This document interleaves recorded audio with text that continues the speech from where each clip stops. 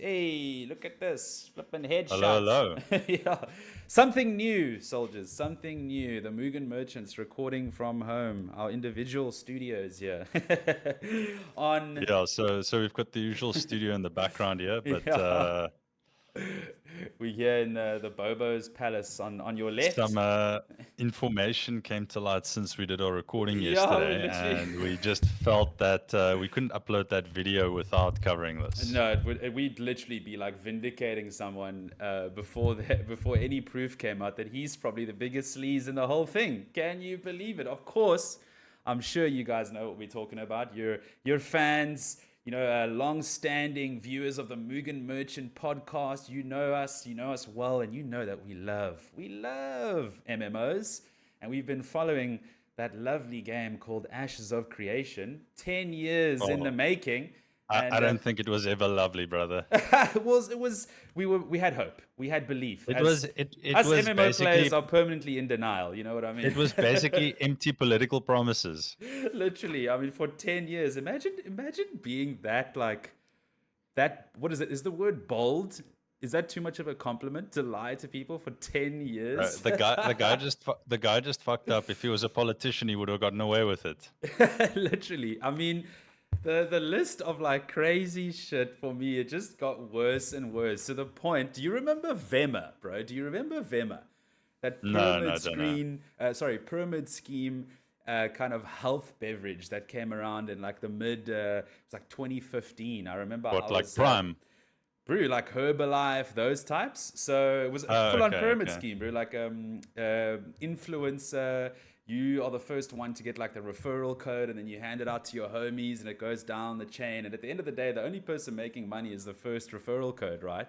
Let, Brew. let me let me just correct what I said so that I don't get sued. Yeah, Prime's not a pyramid scheme, it's just a crappy yeah, it's product. just shit. It's Yeah. just shit. Don't put that stuff in your body. So yeah, guys. I mean, by the gist of it, you kind of get the idea. We're here to talk about the crazy drama that dropped over the weekend about from Ashes of Creation, and kind of that will lead into the larger discussion that Andre and I actually wanted to discuss this week, pre finding out the news about AOC, is just the state of MMOs in 2026. So I think the conversation ties in really well. And let's kick off with Ashes of Creation. I think that will just get the kind of, how could you call it? It'll lay the foundations for the rest of the discussion. So if you haven't seen the news, you're living under a rock as an MMO player. If you aren't a gamer, I think this could still apply, or you'd find some interest in this, because I think scamming, whether it be crypto, whether it be NFTs, everyone's kind of become a little bit more aware of the online marketplace when it comes to people trying to take your money. And that applies to gaming as well. So, crazy story here. I mean, Andre and I have been following various content creators around the world, your S fans, everybody loves pirate software, right? Your pirate softwares. These guys have been pushing Ashes of Creation now for a few years, kind of helping us, or making us believe that this title is definitely going to launch, and having one-on-ones with the creator, this gentleman who's essentially painted himself as this core fan of MMOs, and he wanted to bring back the old days of nostalgia, that perfect MMO that we've been waiting for. And he really tugged on our nostalgia strings, and here we are 10 years later with absolutely nothing to show for it. So I don't know if you've seen any of the news, Hedre. Have you been checking this out Yeah, at all? so I watched a little bit of the video, but I fell asleep because I'm just exhausted from the kids and everything. Yeah. So wait, let me just make sure. Are we basically re-recording yesterday, just going over everything Yes. again? So we're gonna essentially tell the truth about Ashes of Creation, and then just chat a little bit about MMOs and kind of where we see those going. I think yesterday, with kind of us looking at it from the lens of the developer being innocent, kind of framed the rest of the discussion as like just hate on the corporates. When actually this time it's the developer himself who's actually caused the problem. So it kind of reframes the overall discussion. Um, Yes. Stephen Sheriff is the name. We can say it. Everyone knows Stephen Sheriff, the CEO, director, founder of Intrepid Studios. put out a message on the AOC Discord over the weekend saying that he's essentially resigning. Reason being that the board was making these crazy decisions, making him fire mass layoffs, fire staff, hand over work to the Philippines for cheaper. So really, really framed himself as this true gamer who's been once again been done an injustice towards because of money-hungry corporates. And guess what? The news came out yesterday that he's the only member. He's the only member on the board, bro. It's like, what board, bro? It's you. Insane, dude. So he's the only director on the board, and he blamed the board for the game dying, obviously wanting to sell it off and pay to win elements in the game. Dude, this is the guy who actually implemented all of this. He put the game on Steam 5 days before the game was going to be cancelled. Reason being, or two reasons, this is kind of the opinion of most of the creators who are kind of, I wouldn't say hating on it, but being critical of this whole situation, is he gets a final cash grab. So people are buying the game still. You can still go to Steam right now and purchase Ashes of Creation, knowing that the game is essentially, from yesterday, there's no service. The service has ended. So Steam was still selling the game. If you go and look at the reviews, it's being bombed by people just saying, please take the game off Steam. People are going to be buying this and they can't even play it. And then number two reason for him putting on the store, bro, crazy. In the initial Kickstarter, in the initial fundraiser, he raised over about $3.2 million. Right at the bottom, nice and small writing there, it says, you will be refunded if the game doesn't launch. I'm paraphrasing. So if the game doesn't go live, everyone will be refunded. By him putting it on the Steam store, essentially classifies as the game launching. You could purchase the game and go play on the servers live. So not one of those backers is going to be getting a cent back. That is the assumption. All because he can use that kind of play on words, play on the ruling that the game technically did go live. Like, bro, how scummy is that, dude? Like, that is next level, hey? Next level. You sent me a video last night from a guy called Neck Rage. Yes. And he basically goes full nuclear war on the history with the Steven guy. Yeah. And I mean, even from the very first bit that he tells in his 40-minute long video, it's like, damn, dude, it's so damning. It takes you just to read that one response to Nurk with regards to how he wanted to use him to like promote his guild in, I think it was what was the game? It's another MMO from like 2015 that was popular, and this Neck Rage guy, he was like the top player in the game, had the best guild, and this Steven Sheriff wanted to get him involved in his guild to literally essentially boost his personal account. And he wasn't even like looking at it from like, I want to support my guild, I want you to make my character better. So he was literally going to pay this dude a salary just to essentially boost his character and kind of up the personal value.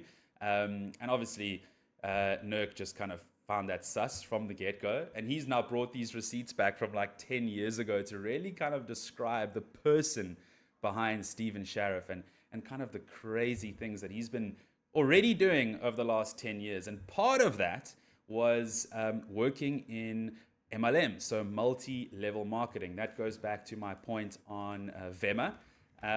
If you look at Vema, you had one of the owners of Vema, or co-founders, was Karen Boreko. And she is actually the person now that he sold this company off to, sold the shares off to. So she owns all the debt. A previous owner of Vema, like the queen of scamming people, now owns essentially this entire company's debt. So I think he's been planning this with those people behind the scenes for years now. Yeah. Yeah, I mean, the fact that that first donation came from his mom's account, and the guy's like, yeah, I'm a billionaire. I mean, that is just so sus. It's like, how are you running out of cash then, bro? Like, why do you need all this money? Hey? It's what an interesting story. And then obviously that leads into kind of the creator space and kind of where you and I are playing at the moment with Mugen Merchant and our podcast and trying to kind of be a source of, if you want to say like honesty, our true personal opinion of games and critiquing them positively or negatively. You have some of the biggest creators in the world. We're talking the S funds here. I know I'm making big statements here. So S fund, if you watch our podcast, drop in the comments and help us understand the story here if you're not involved at this level. But these are the guys who got involved from the beginning, from a marketing perspective, getting their audiences involved in the game, feeding them obviously the referral link.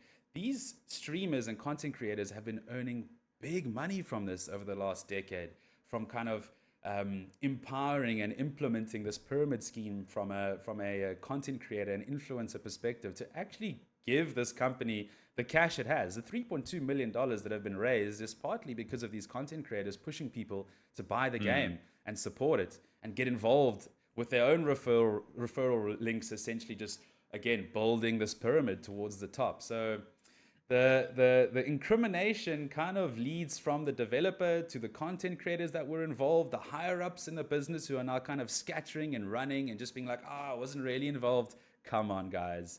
It's been 10 years. You know exactly what was happening. If you're at the higher level in the business, there's absolutely no way you're hiding from this. It's ridiculous. Yeah, no, look, I mean, it's crazy. I think for me, the biggest surprise is one of the creators, and I'm not 100% sure. I like fell asleep right when that happened, so excuse me. But No like worries. even Zaryu was promoting it. Zari is one of the big faces on there as well, and these are the people who we've kind of looked at as kind of core faces of the game that we love dearly, which is World of Warcraft. These kind of purists that have been there since the beginning, Hmm. and really have let us down with this. So I hope there's some more information that will come out this week with regards to their involvement and ways for them to maybe clarify their position in this whole game, because we don't want to kind of lose complete faith in the content creators that we love and enjoy, in the games that we have so much hope for, being MMOs, and kind of will lead into the discussion around Yeah. the state of the genre. This whole time we've been like, Blizzard, Bobby Kotick, the corporates that are so evil, the South Korean MMOs that just put pay to win, gates behind every game, like stuff these big guys higher up. It's like, wait, Ashes of Creation was supposed to be a gamer truly making this game for us, and we've been let Yeah, down there yeah. as well. So you can only imagine the sentiment towards MMOs in a moment like this just dips even more and more. And looking at the player Look, numbers across MMOs, you can only imagine it just exacerbates that. Yeah. look, so I think it raises an interesting topic, and that is, the due diligence you should do before taking a sponsorship. Now, I say that working in marketing and having done work for a business that I strongly disagree with what they do and what they stand for and what they've been involved in. But at the end of the day, people need to pay bills, right? So at some point, you need to draw a line. And, especially a guy like Zayu, who's got such a squeaky clean reputation, to be involved with this and not do his homework, it says a lot that it can happen to anyone if you take things at face value. So I'm not here to judge anyone that was involved. It just, takes away from their credibility because they didn't do their homework. Exactly, exactly. And now it's like on them in a sense to come out and just be honest about it. It's that I think that's going to change our position. I think as soon as someone comes out and just is honest, like, guys, I made a mistake. I didn't realize that this was going on behind the scenes. I was fully invested in this. I was promoting the game, genuinely thinking something good was going to come out of it. No one's going to hate you for that. To be honest, your stakes will actually rise, in my opinion. Yeah, don't double down on your mistakes like Pirate Software. Yeah, exactly. I mean, he's getting absolutely nailed for this as well. Lesson not learned. And he was genuinely like in the mix with Steven Sheriff, having consistent conversations with him, personal one-on-ones. So yeah, it's going to be tough for him to scrub his slate clean. I mean, that's just one of many issues from our No, friend and Mr. Pirate Software. I wouldn't quite call him a friend, but Yeah, yes. that's like the biggest self-own in online like content creation, I would say, in the last decade, to be honest. Yeah, and I guess that just leads into the further discussion of kind of the state of MMOs and where we see the genre at the moment. We're about to dive into our next season of classic WoW with Burning Crusade dropping in 2 days. Andre and I, we're getting ready with our priest rogue for some 2v2 shenanigans, looking to maybe dabble in a bit of old school raiding here and there. You So know, the love for the games is still What you there. play says a lot about you as a person. I'm wholesome on a priest, and you're just a scumbag rogue. Hey man, he's actually hiding his shadow priest there in the background. He's hiding behind that discipline holy tree, but truly he's a I've shadow priest. never heard of the term shadow priest. What is it? Yeah, so I mean the love for MMOs is still there. We're still hungering for that OG experience, that kind of progression, that story of getting your character to the end game, the journey you have with your friends, the social elements that WoW Classic provided for us last year when we jumped into Anniversary. And I mean, we were spending most of our time just world PvPing while we're leveling, and just looking forward to finally hitting 60. And once you're there, you realize, hey, the 60 levels getting here was flipping half of the game.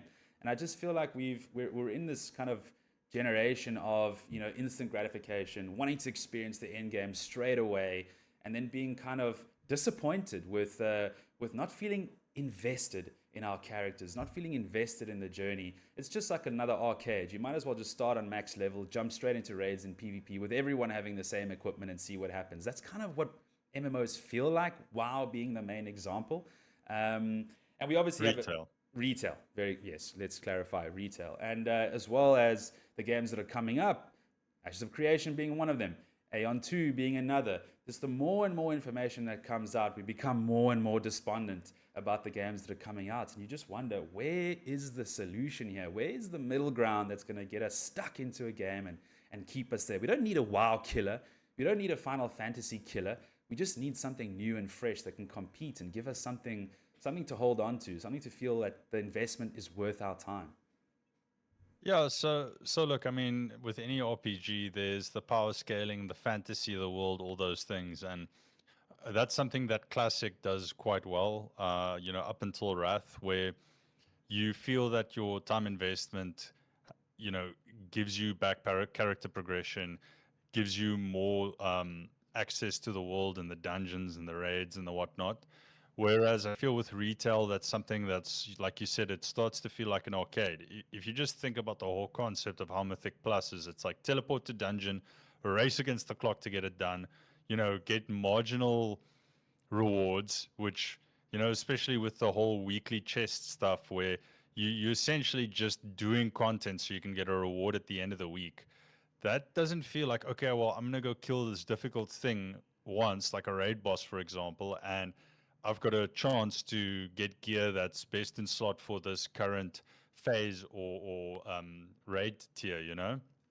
For me, I was very much on the fence between playing retail now because I like the fact that there's been some pruning done. I feel that a lot of the classes got convoluted, a lot of the spells weren't being used, and with how min-maxing WoW has become, for years now already, actually, it's basically people play one of two builds, usually just one build on a specific spec. So and that this also raises the question, like you're saying, give us something to look forward to, something to hold on to, something that's worth the time investment, which raises the question of to where's WoW heading? Now with them releasing TBC and the Midnight pre-patch within the same week, and then within a month, Midnight's out as well. I just understand why they would do two major releases of essentially the same platform at the same time. And if you look at the retention, if you look at how much people are enjoying Classic WoW, I mean, this is the third time they're releasing TBC. The answer to me is always Classic Plus. And there's another creator that I can't remember his name, which I apologize for, that stated it quite well, is that the problem with MMOs is that if you've got vertical integration or vertical progression rather, then the numbers just keep growing. There's one build that's going to do the most, and that's how you play the game. Whereas take something like Classic and just do the progression horizontally. Give me more ways to play the game where the power levels are more or less the same. I don't need to be stronger, but I want to interact with the content in a different way. So I've got high hopes for Classic Plus. I mean, I think there was a lot that they did in Season of Discovery that was really good. Mm. And if they take some inspiration from Turtle WoW, and just maintain that core feeling and the way the game works up until Wrath, and I think they'll have a great success. Yeah, it's like You and I, we were saying yesterday. It's just that flip. I forget the point now. Um, we were saying yesterday, just with regards to a horizontal progression, on the expansions, actually utilizing the world to its full extent, not making us, like you say, feel like you're just trapped to one kind of route in terms of how you're building your class from a gear to a specking perspective, actually giving those kind of elemental, like the elemental references you made yesterday, like having specific gear resistances for specific dungeons. A lot of that was implemented in Classic already, but kind of just stopped after that. Once Yeah, Classic yeah. was done, like you didn't have your cold resistance for Nax and fire for MC, etc., etc. And kind of that just completely dissipated, and we were playing this game of either it's strength, agility, stamina, resilience. You're pretty much worrying about four stats, and intellect. That's it. Yeah. Nothing else matters. And to the point of like, also you made yesterday, every class is able to do the same thing. You have no kind of Yeah, that's a major problem with retail. yeah, you have no feeling of like ownership of your character, that like that's me, that's the way I like to play the game, and that character This is what I fits bring that to the style. group. Exactly. Like, hey, I like to play a ranged caster class that is more focused on kind of interruption and disable and battle, and kind of controlling the field. Like, add those types of elements in. Like, I think the Mm. Evoker was quite cool in that sense. That was brought in Dragonflight. It brought it like a new tool set to a caster, but even then started to become quite homogenous as well. Yeah, Yeah.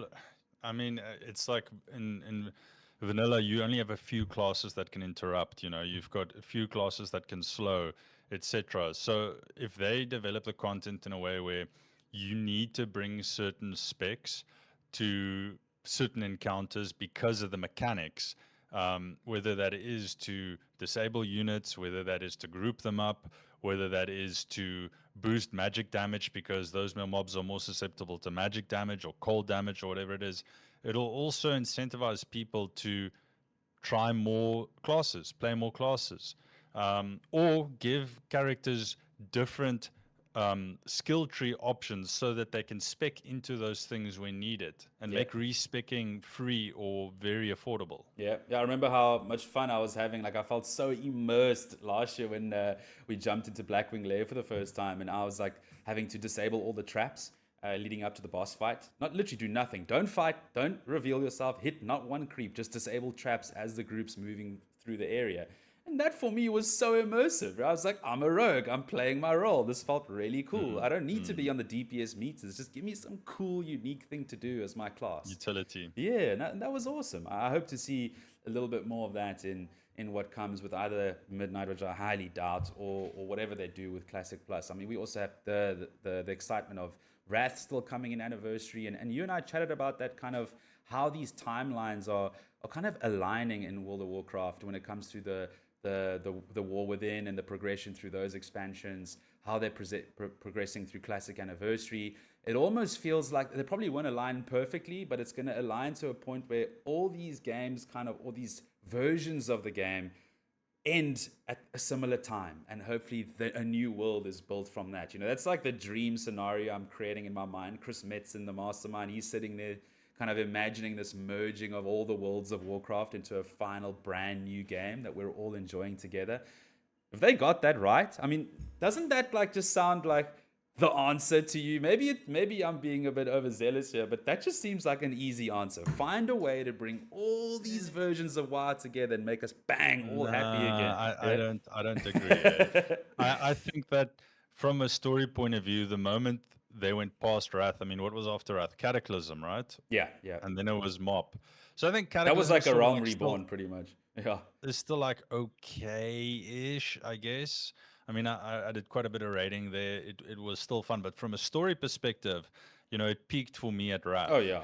And I'd rather that they go and look at everything Wrath and before that and just broaden that story and continue from there on out. Retcon the rest because, I mean, flip, some of the stuff that came after that is just Bro, so if you horrible. don't know Chromie as a character and you're coming into World of Warcraft today, you're like, what the hell is going on, bro? Like, you would have no idea as to what game you're playing. You've crossing 20 timelines before before you got into like level 10, bro. It's utterly ridiculous. I fully agree, because if you look back on the games that kind of brought us into the Warcraft universe, your Warcraft Reign of Chaos, those true peak years of RTS Warcraft was Reign of Chaos into Frozen Throne, and those stories, those characters, is what built our kind of love for the game. So when you've Yeah. defeated Because at this Illidan, point, I don't care at all about the story. yeah, once Arthas is done,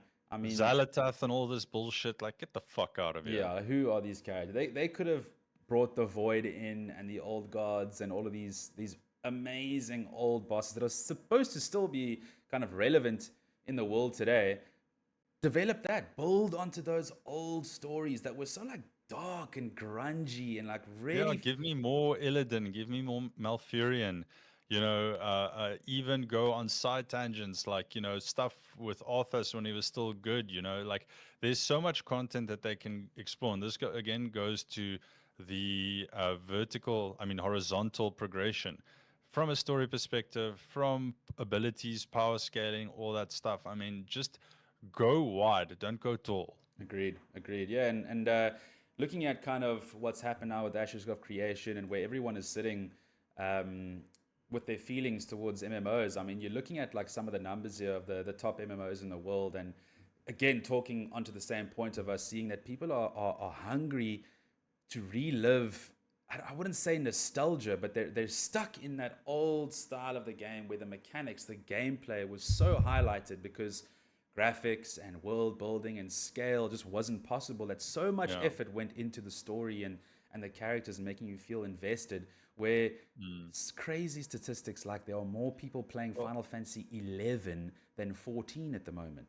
For me, that's just insane. Like yeah, insane. that's Yeah, crazy. I wonder insane. what the numbers are of retail versus classic. That's the funny thing, right? You can go onto like these MMO population sites, and every single MMO will be on there except for the Warcraft, bro. Blizzard does not want to share those numbers. I remember, I think it was we were talking about it yesterday as well. The last time we saw those or saw that information was Wrath of the Lich King, and they were sitting like around 18 to 20 million active subscribers.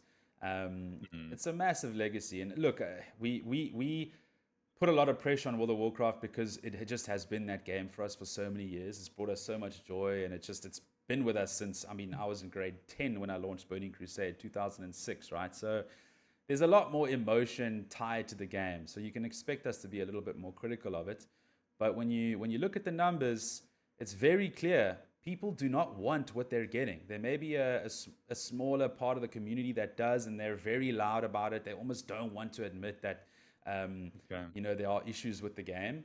They're so S- stuck on it, but something So needs to just a change. quick correction. The last time WoW released or Blizzard released subscriber data was in 2015. So that was just before, just after Legion launched. Okay, and what were the numbers there, huh? Let me see. So 7.25 million in the beginning of 2020. Wow. Wait, no, that's the wrong date. That's 2024.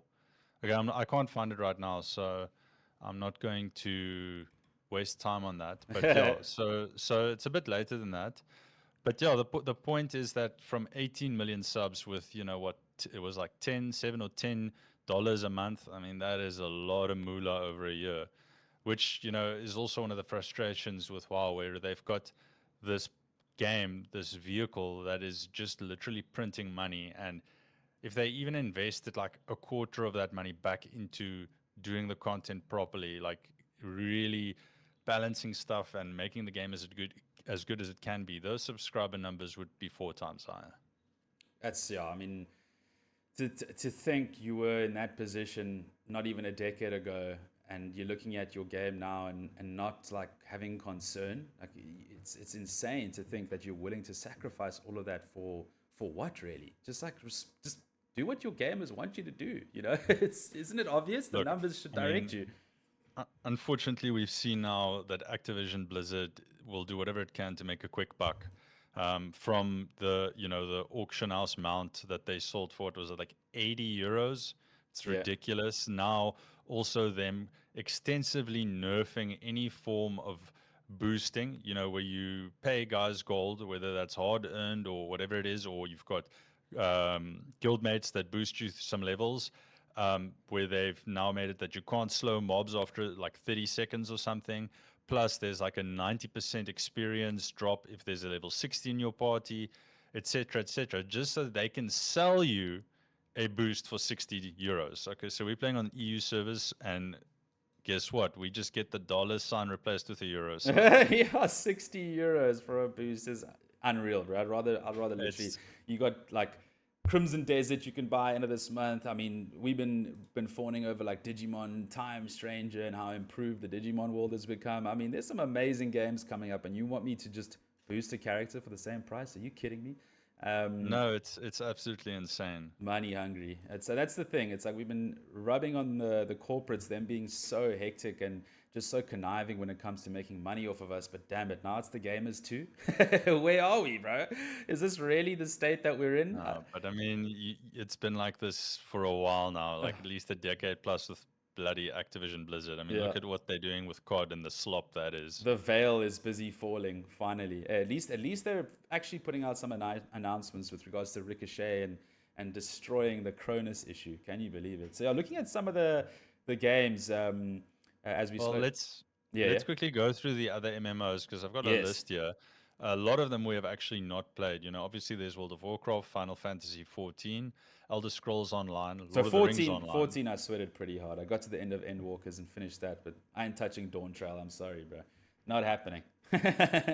Guild Wars 2, Black Desert Online, Arc Age, Lost Ark, New World, and Star Wars The Old Republic. Our New World is dead. End of this year, their servers are closing as well, so that's done. Insane. So you can still play New World now, but they announced they'll be closing servers. I think first thing in the new year, 2027 or end of this year. Discontinued, no more content coming out there. I think Guild Wars is one to look at because they're going to be actually bringing out a kind of remake or remaster, as well as Guild Wars 3 coming in the next year or so. Some of the games for this year, I think, did you dabble in the Chrono Odyssey test at all, Dre? Didn't we No. all? I think you did, bro. It was you, No, I James, definitely didn't. Tim, and myself. We were running around in that like little village, very like grassy. You had to like Oh, jump on the okay. roofs and Yeah, is find the that what it's cat. called? Remember that? I Yeah. played like 10 minutes, so Yeah. I can't really make much of a comment on that. So Q4 2026, we have Chrono Odyssey coming around. Potential there. I enjoyed the combat. Obviously, it was quite tough for us with regards to our lag. We did have quite a bit of noticeable lag playing from South Africa. The concerns there, it's a South Korean MMO, so is it going to be heavy pay to win? Is it going to be super grindy? I think that's where the concern lies, but the actual gameplay itself was quite impressive. Camelot Unchained, I have not looked into that for a while, but that's been kind of in limbo for years now.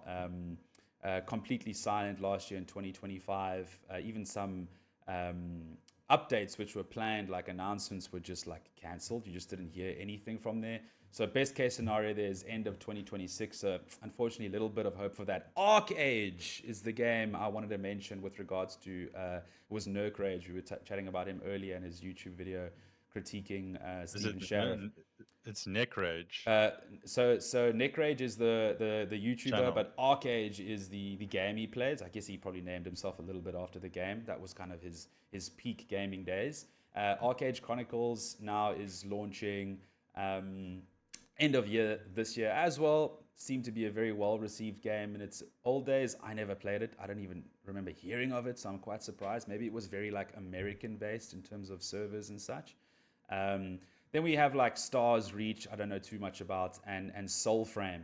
Not really pitched as a traditional MMO. It's kind of like a Warframe type game, just a bit more massive multiplayer online, where Warframe can feel like a bit more of a solo, slightly co-op game, but you're going to play that solo anyway because you flying around, moving around the map so fast. Think of like PoE, where you're never really feeling the co-op experience. You're just chasing kills. And then the obvious big one that's on the distant horizon is the Riot MMO. Yeah. So silence there has been pretty quiet, but actually funny you say that, dude. Literally yesterday, one of the Riot employees made a post advertising for roles at Riot MMO, talking about kind of their ethos and obviously it was a little bit of a slate on what happened with Ashes of Creation. So there's a lot of hope around that. and kind of how they bring the world of Runeterra to life. Obviously, when you think of the world of League of Legends and kind of your Netflix show, I mean, you've got the posters there in the background. You think of like League of Legends and how long that's been standing. You go to Twitch today, and it's still the most viewed game on Twitch. The characters are just so vast. The world is so vast. A lot of potential there. But hey, I think we're just at this point now where we're not hopeless, but we're kind of we'll celebrate when it's on our Steam or it's on our League on our Riot launcher. We're launching the game. We're playing it. We're getting to taste it, feel it, and then we'll make our judgment because it's really tough to get excited about MMOs today. Look, I'll be honest with you. I think the Riot MMO is going to be phenomenal. They have a pretty good success rate with launching good games or making games excellent. I mean, I despise League of Legends, the game itself, but the show is fantastic. Season 1 was absolutely insane. Season 2 was also okay. So yeah, I mean, my hopes are high for it. It is still far off though, unfortunately. Yeah. And I think in the meantime, it really is just finding something to scratch that itch, and that's also sort of like the big problem with a game like WoW, because it's the only game that's available that can scratch that itch of the PvP, of the mechanics. And it's the same way for a lot of the Blizzard games. You think of Call of Duty, that movement and how now good it feels, the combat, everything. They can sell you a subpar product because they know you can't go anywhere else. Exactly. So we'll see how things go. In the meantime, I've been enjoying No Rest for the Wicked quite a bit. Only about, I don't know, 7 or 8 hours in, but it's been very, very enjoyable thus far. And I think the big thing is that, to look at these smaller companies that make games, because the people involved with the game absolutely love the making games. They love games, and they're not yet beholden to shareholders and corporate deadlines and whatnot. I mean, the best game from last year is the prime example of that with Expedition 33. Exactly. Yeah. So I think from me, I mean, if there's anything else you want to add there, I think I will close out with asking our audience again what MMOs they're looking most forward to, their critique of this whole situation with Ashes of Creation, how they feel about how this MMO and just us MMO players have been handled. And were you scammed? Yeah. Drop us in a comment. Were you one of the people that actually contributed to that Kickstarter? And what is your feeling towards all of this if you're actually one of those? I mean, I know a few South Africans. I mean, Fady, shout out to Fady, Nix. Those homies were massive, massive supporters of Ashes of Creation, got in on the alpha already. So you can only imagine how disappointed they are. They're actually two gents who are slowly building their own MMO. We'll drop a link to that in the description of this video. Two South Africans who are actually looking to build their own little MMO, which is quite exciting. Another one, actually, before I close on the horizon, is Bellatores. No exact call on when that will be released, but that honestly looks pretty damn awesome as well. So there is hope on the horizon. But again, we want to see it first. We want to taste it before we make a judgment. So, homies, drop us a comment. What MMOs are you looking most forward to? Which MMOs are you currently playing and enjoying? Maybe Andre and I have something that we haven't jumped on in yet, and we can maybe dispel all of our struggles and our strife at the moment with a game that we haven't even noticed is sitting right here in front of us. Yeah, from me, thanks again, homies. I know we weren't here last week. I won't go into detail with what I was suffering with. Let's just say it wasn't great. He was man down. I was man down. Man down. We'll leave it there. But we're back. The Mugen Merchants. We're stoked to be starting this year and keeping things consistent. And we'll see you next week with maybe a little bit of updates on these discussions. Maybe a little bit more information comes out around Ashes, and we'll be looking to cover a few more topics. Obviously, we like to play games. We think we know what we're talking about, and we're here to help you guys save your money and your time and make sure it's invested in the right games. Hey, Dre? Yeah, no, 100%. And thanks for tuning in, and we'll try and keep up to date with what's going on there. So see you guys next week. Cheers, legends. Cheerio.